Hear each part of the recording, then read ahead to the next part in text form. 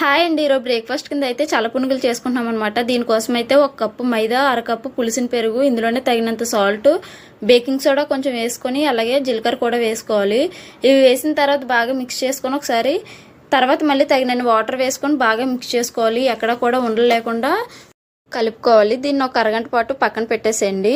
ఇప్పుడు మళ్ళీ నాన్న అయితే పిల్లల కోసం అని చెప్పేసి ఇడ్లీ రుబ్బు అయితే తీసుకొచ్చారనమాట. తీసుకొస్తే పక్కన మళ్ళీ అమ్మ ఇడ్లీ పెడుతుంది పిల్లలకి. పిండి బాగా నానిన తర్వాత ఒకసారి మళ్ళీ బీట్ చేసుకొని మళ్ళీ స్టవ్ ఆన్ చేసుకొని ఇలా డీప్ ఫ్రైకి సరిపడగా ఆయిల్ వేసుకొని బజ్జీలు వేసేసుకోవడమే. మేమైతే బొండాలు అంటామండి, చిట్టు బజ్జీలు.